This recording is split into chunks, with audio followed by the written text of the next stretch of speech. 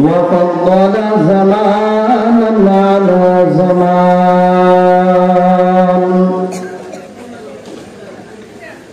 كما فضل مكانا على مكان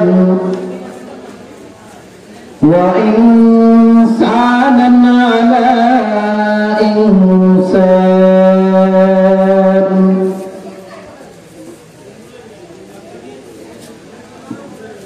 ونشهد أن لا إله إلا الله ونشهد أن سيدنا وسندنا وحبيبنا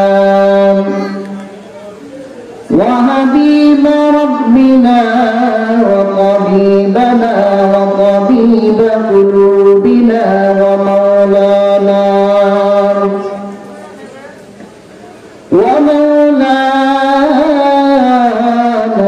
محمدا عبده ورسوله صلى الله عليه وعلى آله وأصحابه وبارك وسلم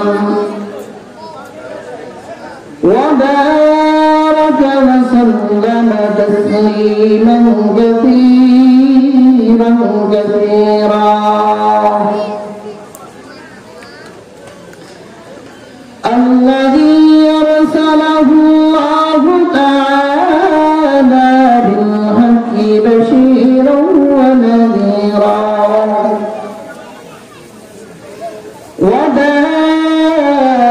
وداعيا إلى الله بإذنه وسراجا منيرا أما بعد فأعوذ بالله من الشيطان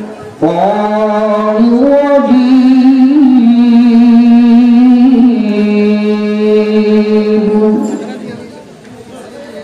بسم الله الرحمن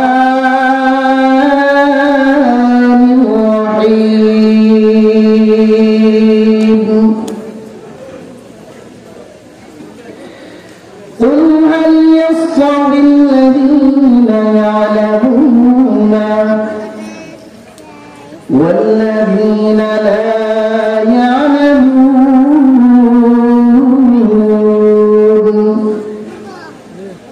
وقال رسول الله صلى الله عليه وسلم خيركم من تعلم القرآن وعلمه يا أيها الذين آمنوا صلوا عليه وسلموا تسليما بلغ العلا بكماله كشف الدجى بجماله حسنت جميع خصاله صلوا عليه وآله سيد الوغى بين ختم المرسلين يا مدبوت فخر الأولين يا ماد نور فلك ميراث أنبياء أولياء مهتدون بلغ العلام بكماله كشف الدجى بجماله حسنت جميع خصاله صلوا عليه وآله الحمد لله আল্লাহ সুবহানাহু ওয়া তাআলার দরবারে অসংখ্য গণিত শুকর ও সুজুদ যে মহান রব্বুল আলামিনের ইত্তেফাসাদের জামাত যে সময় পরিস্থিতিটা পুরো কায়নাতের মধ্যে পাপাছাড়ার বেলাল্যপনার মধ্যে নিমজ্জিত আছে হাহাকার আর আত্মচিৎকারের মহড়া চতুর্দিকে শুধু হাহাকার আর আত্মচিৎকার, আর বিভীষিকাময় এই শহরে এরকম একটা কোরআনের মাহফিল হওয়া, এটা কাদার মধ্যে পদ্মফুল ফোটার মতো। নোমানী ইসলামী মাদ্রাসা কর্তৃক আয়োজিত 29তম ওয়াজ মাহফিলে আজকে দেশ বরণ্য অনেক উলামায়ে কেরাম আলোচনা করবেন। তার পাঠে মুক্তাসার দিন কিছু মুযাকারা করার জন্য আমি বসেছি। আল্লাহ, আমি অদম গুনাহগার নারায়ণের জবান থেকে এমন কিছু কথা বের করে দেন যা আমাদের সকলের নাজাতের জরিয়া হবে।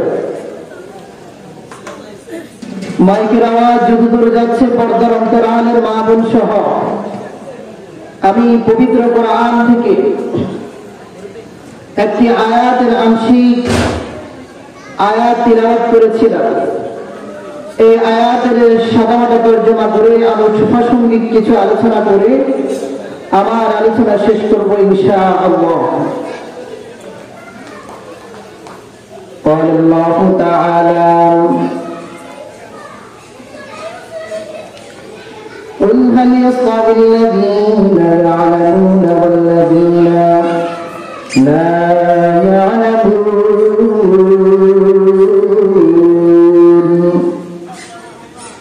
আল্লাহ তাআলা কুরআন মাজিদের মধ্যে তার পয়গম্বরকে জানালেন, ও আমার নবী, ও পয়গম্বর, আপনি আপনার উম্মতদেরকে জানাবেন, আপনি আপনার উম্মতদেরকে বুঝাবেন, কুল হাল ইয়াসতাবিল লাযীনা ইয়ালামুনা ওয়াল লাযীনা লা ইয়ালামুন। যারা জানে এবং যারা জানে না, যারা আলিম এবং যারা আম, যারা ইলমু আলা এবং যারা ইলমুহীন, এই দুই শ্রেণীর লোক কি এক বরাবর কিনা? আল্লাহ রাসূল সাল্লাল্লাহু আলাইহি ওয়াসাল্লামকে জানিয়ে দেওয়ার জন্য আল্লাহ নির্দেশ করেছে, ও পয়গম্বর, আপনার উম্মতদেরকে আপনি জানাবেন, আমার বান্দাদেরকে জানাবেন। ও পর্দার অন্তরালের মা, মাইকের আওয়াজ যতদূর যাচ্ছে যুবক, যারা জানে এবং যারা জানে না, যারা আলেম এবং যারা আওয়াম, যারা ইলম ওয়ালা এবং যারা ইলম ছাড়া, যারা কোরআন ওয়ালা এবং যারা কোরআন ছাড়া, তাদের মধ্যে পার্থক্য হচ্ছে যে দেখে এবং যে দেখে না, যার চোখ আছে এবং যার চোখ নাই। এই দুই শ্রেণীর লোকের মধ্যে যেমন পার্থক্য, একজন আলেম আর একজন আওয়ামের মধ্যে পার্থক্যটা যেমন, একজন কথা বলতে পারে বোবা, আরেকজন বলতে পারে না। একজন বোবা কথা বলতে পারে না, আরেকজন কথা বলতে পারে। এই দুই শ্রেণীর লোকের মধ্যে যেমন পার্থক্য, একজন ইলমওয়ালা আলেম আর একজন আওয়ামের মধ্যে যেমন পার্থক্য। قال النبي صلى الله عليه وسلم خيركم من تعلم القرآن وعلمه। আমার নবী তার হাদিসের মধ্যে বলেছেন, মত শুনে নাও, তোমাদের মধ্যে ওই দুই শ্রেণীর লোক উত্তম, তোমাদের মধ্যে ওই দুই শ্রেণীর লোক উত্তম। খায়রুকুম মান তাআল্লামাল কুরআন ওয়া আল্লামা। তোমাদের মধ্যে ওই দুই শ্রেণীর লোক উত্তম, যারা পবিত্র কোরআন শিক্ষা দেয় এবং শিক্ষা গ্রহণ করে। এই কিতাব দুনিয়ার কোন কিতাব নাই, মানুষের রচিত কোন কিতাব নাই। এটা আমদের কথা নাই, আউলিয়াদের কথা নাই। এটা হচ্ছে যালিকাল কিতাব, এটা হচ্ছে ওই কিতাব আল্লাহ লৌহে মাহফুজের মধ্যে সংরক্ষিত করেছেন। হুদাল লিল মুত্তাকিন, এই কিতাব হচ্ছে মুত্তাকিনদের জন্য পথ প্রদর্শক। এই কিতাব মানুষের জন্য হেদায়েত, আমাদের পূর্ণাঙ্গ জীবন বিধান। যে কোরআনের কথা ছেলে, যে কোরআনের কথা বলে, যে এই কোরআন ওয়ালা হয়, উপরে দুনিয়াতেও দামি হয়, আখিরাতের মধ্যে দামি হয়। এই কোরআন ওয়ালাদের এত দাম, এত দাম। রাসূল বলেছেন, উম্মত শুনে নাও, শুনে নাও, তোমাদের মধ্যে দুই শ্রেণীর লোক সবচেয়ে উত্তম, যে কোরআন শিক্ষা দেয় এবং শিক্ষা গ্রহণ করে।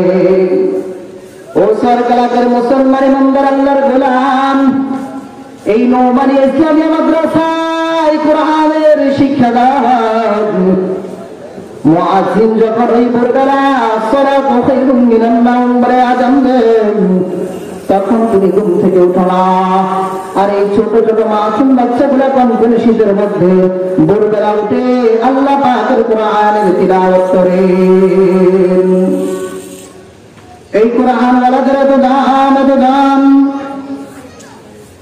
হাদিসের মধ্যে এসেছে যখন তালিবে ইলম কোরআনওয়ালা যখন কোরআন শিখতে আসেন, ওয়াক্তের পিপিলিকা থেকে শুরু করে সমুদ্রের মাঠ পর্যন্ত এই কোরআনওয়ালাদের জন্য দোয়া করতে থাকে। এই কোরআনওয়ালাদের কত দাম। ওই কিয়ামতের দিন আল্লাহ তাআলা বলবে, কোরআনওয়ালা, ও হাফিজ কোরআন, ও সাহিবুল কোরআন, দুনিয়াতে অনেক কষ্ট করে কোরআন মুখস্থ করেছো, কোরআন শিখেছো, অনেক কষ্ট ক্লাস করেছ। আল্লাহ তাআলা বলবে, قال لصاحب القرآن, রাসূল সাল্লাল্লাহু আলাইহি ওয়াসাল্লামের হাদিস, রাসূল সাল্লাল্লাহু আলাইহি ওয়াসাল্লাম বলে, قال لصاحب القرآن, اقرأ وارتقي ورتل كما كنت ترتل في الدنيا, اقرأ وارتقي ورتل كما كنت ترتل في الدنيا। তখন সাহিব কোরআনকে বলা হবে, সাহিবুল কোরআন, তুমি কোরআনের একটি আয়াত তেলাওয়াত করে সুন্দর করে তার দিলের সাথে দুনিয়াতে যেমন করে তুমি তিলাওয়াত করেছিলা এমন করে তিলাওয়াত করতে থাকো। আর কোরআনওয়ালাদের মর্যাদা কোথায় হবে? ফাইন্না মানজিলাকা ইনদা আখিরিন আয়াতিন তাকরাউহা। একজন সাহিবুল কোরআন, হাফিজ কোরআন, কোরআনওয়ালা ওই কিয়ামতের দিন আল্লাহর জান্নাতের মধ্যে একটি করে আয়াত তিলাওয়াত করবে আর জান্নাতের একটা তারা উঠবেন। এরকম মতে কোরআনের মধ্যে ৬৬৬৬ তারা, ৬৬৬৬ আয়াত রয়েছে। একজন হাফিজ কোরআন, কোরআনওয়ালা ওই জান্নাতের মধ্যে আল্লাহ তাআলা এই হাফিজ যারা বুঝে যায় তাকে ৬৬৬৬ তারা একটা জান্নাত দিবেন। সুবহানাল্লাহ। এরে আল্লাহর গোলাম, কোরআনওয়ালার কত দাম।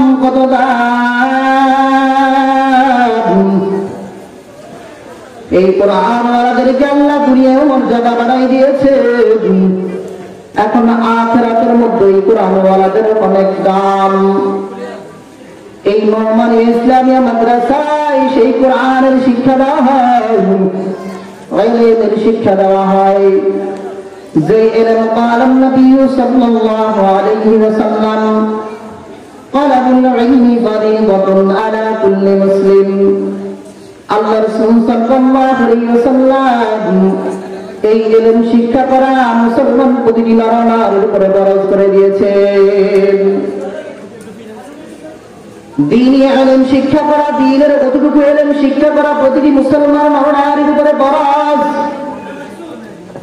মুসলমান প্রত্যেকটা পুরুষ এবং মহিলাদের উপরে ফরজ। যেইটুকু ইলম শিক্ষা করলে আল্লাহর মর্জিমত জীবন কাটানো যাবে, দ্বীন ও ধর্ম অনুযায়ী চলা যাবে, শরিয়াত অনুযায়ী চলা যাবে, হালাল হারাম তমিজ করে চলা যাবে, কোরআন ও সুন্নাহ ভিত্তিক জীবন যাপন করা যাবে, ওইটুকু ইলম শিক্ষা করা প্রতিটি নর-নারীর উপরে ফরজ। এটা প্রত্যেকটা মুসলমানের দায়িত্ব। প্রতিটি মানুষ সুরতে মানুষ হয়, হাকিকতার মানুষ নয়। আল্লাহ তাআলা ইলমের কারণে মানুষকে মর্যাদা বৃদ্ধি করে দিয়েছেন।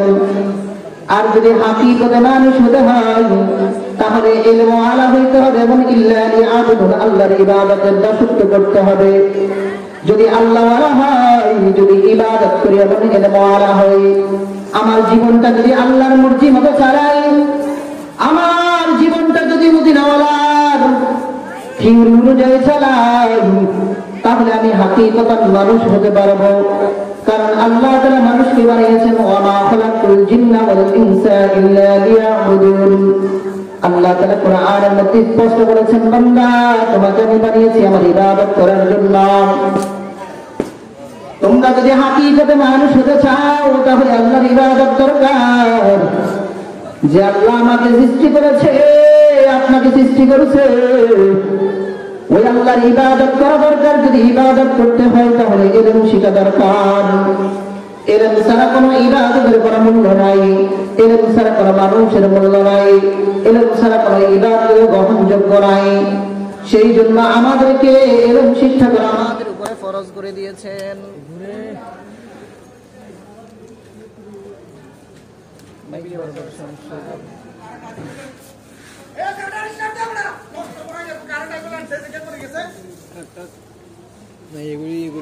মানে ভিডিও কাট করুন, সমান সমান শুনে দেন। এই জন্যই মাদ্রাসায় কোরআন আলেমের শিক্ষা দেওয়া হয়। ওই মায়ের গোপালটা কত ভালো, যার সন্তানটা কোরআনের হাফেজ।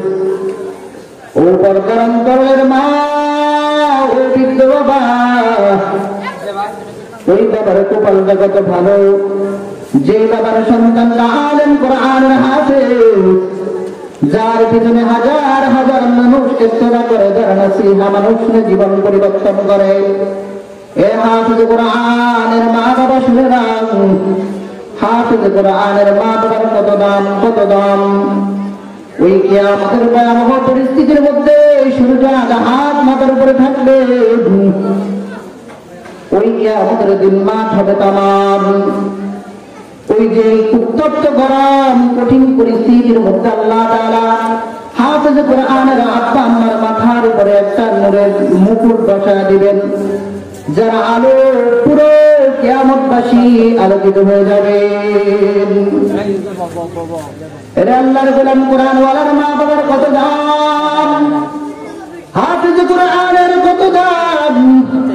وقال النبي صلى الله عليه وسلم